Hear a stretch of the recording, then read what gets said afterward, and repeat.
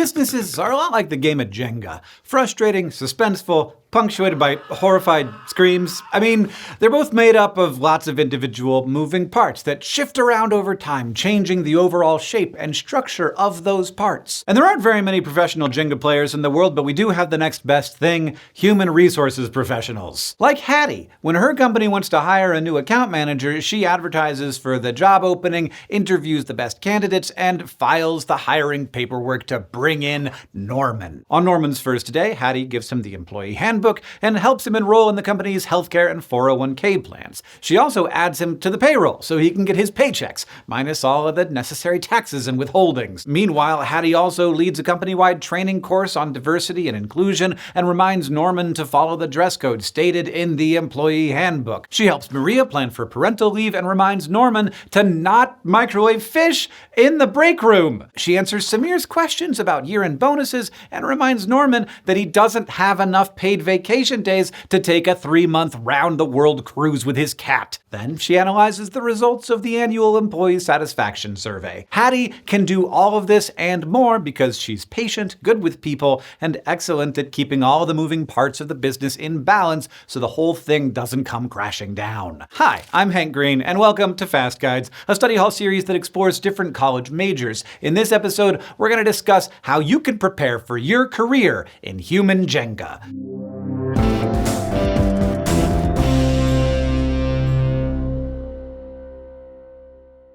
Human resources, or HR, is a catch-all term that refers to a whole bunch of tasks related to the people side of business. That's why you might also see human resources departments referred to as people experience or people operations. These departments bridge the gap between the needs of individual employees and the needs of the company. So it's about all of the things that keep a company in balance as it grows and changes. A human resources department is crucial to understanding the health of a business. But rather than looking at how the business is doing financially, HR focuses on a company's employees. They keep track of metrics like job satisfaction, salary and benefits, and employee turnover, and they work to make companies safe and appealing for employees. HR can also weigh in on creating clear organizational structures and deciding who will be on what team.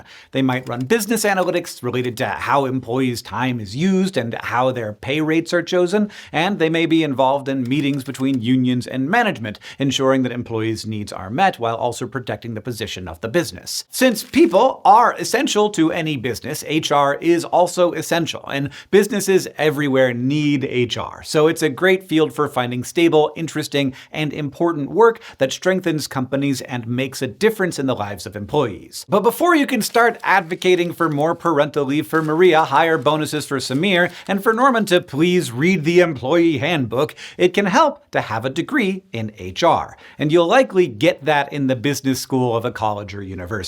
HR is one of the many specializations or concentrations within the field of business. So when you study business with a focus on human resources, you'll start with both general business classes and introductory human resources courses. Early courses will give you background in a variety of basic elements of business. You'll take introductory classes in statistics, economics, and accounting, and you'll study organizational behavior and psychology, focusing on how people behave in groups. As you continue in your studies, you'll take more deep dive classes about legislation, policies, and practices that can help strengthen a business. Like Hattie's classes in cultural diversity came in handy when she had to lead diversity training. Her business law and ethics classes provided a foundation to help her navigate things like fair contracts, non-disclosure agreements, and layoffs. And her classes in leadership and problem solving gave her background for training managers and mediating conflicts between Norman and his fellow employees. Along with these classes, it's also common to do an internship with an HR department in a company or work on a capstone research project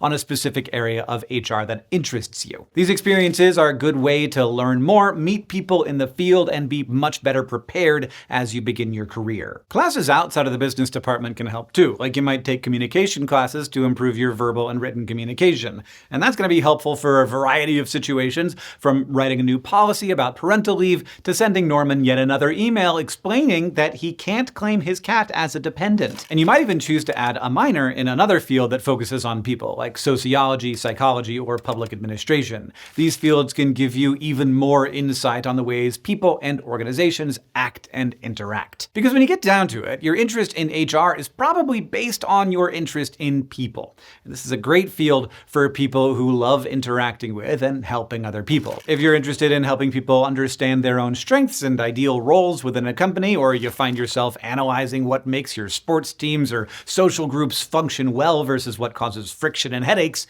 you might have the right skills and insight for this major. But it's also an ideal field for people who are great at balance. You'll need to balance your heart for people with your head for business. And you'll need to balance a variety of tasks throughout your workday, from processing payroll to fielding questions about why the company doesn't offer pet insurance for Norman's cat. Then you'll need to be able to find the balance so you can take in and make sense of complicated information about taxes and insurance premiums, and then communicate all of that information to other people in a clear and helpful way. So if you are intrigued by all of the moving pieces that make up a successful business, thrive on interacting with others, and you're really good at Jenga, HR might be a good path for you. But remember, Jenga, especially human Jenga, can be super stressful, and any field that involves working with people can be challenging. You may encounter some sensitive situations, and you're trying to meet the needs of everyone from the intern to the CEO. You will not be able to make everyone happy all the time. Plus, HR is a massive field. It brings together a lot of different ideas, from communication standards to discrimination laws. And while these things are all interesting and important, it can feel like a lot. So, like with anything, it's important to take breaks and find support from your classmates, peers, and professors so you don't get burned out in your work. On top of all of that, HR is constantly changing as businesses and the way people work changes. Companies are using more and more software and other tools such as AI to automate tasks, which will change how HR professionals do their jobs and the kinds of challenges they need to help people and businesses address. With all these changes, it can be hard to know where you fit in. But your ability to pivot, learn new programs, and think creatively to keep up with these changes will benefit you and the companies you work for. All of these tools and automation can make HR professionals more effective and efficient, and that means that you can have even more impact, since you'll spend less time wading through piles of resumes and more time focusing on your specific skills and interests. Like maybe you really like working with people and you have the communication and sales skills to become a recruiter, or maybe you're more fascinated by employment law and ethics. It's all still HR, but you can choose to focus your degree and career in specific ways that are most interesting to you. But you may find that HR isn't quite the right place for you, and that's okay. You can always pivot to a different concentration within business if that's more interesting to you. Or you could study psychology if you want to focus more on helping people and less on helping companies. The good news is that if you stick with human resources, you'll have a direct path to a whole sector of jobs that are necessary to most businesses. Many companies hire HR generalists, meaning you'll be involved in a little bit of everything within the business, especially when you first start out. Or you might find more specialized positions in a specific area, such as recruitment, training, or business analytics. Talking about salaries is tricky because so much can change based on factors like where you live and the kinds of companies you end up working for,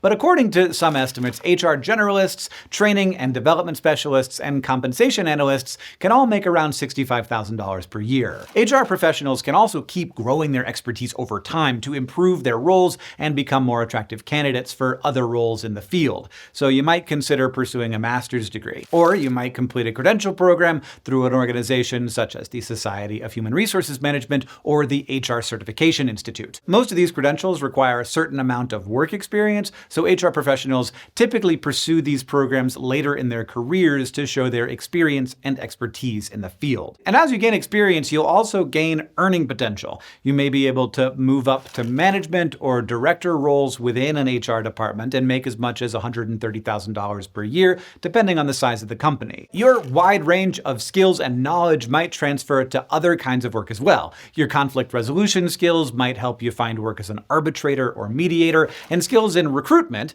could help you pivot to other careers that use persuasion and interpersonal communication, like being being a talent agent or an insurance sales agent. Regardless of which path you end up taking, you will be able to use your skills to benefit businesses and make a difference in people's lives. Like, thanks to Hattie, Norman eventually actually reads the employee handbook and stops wearing short shorts to the office, and even stops stinking up the break room with his lunches. In fact, he improves so much that he's promoted to senior account manager. So Hattie gets to handle the paperwork for his promotion, which includes a higher salary and a few more vacation days. So maybe Norman and his cat can finally take that cruise of their dreams. If you'd like to investigate more degrees before you choose a major, check out our other videos on this playlist. To find out how to earn college credit with Study Hall, you can go to gostudyhall.com or click the link in the description. And if you want to help us out, you can give this video a like, and then you can leave us a comment, let us know how you chose your degree or what you wish you'd known before starting your degree. And thank you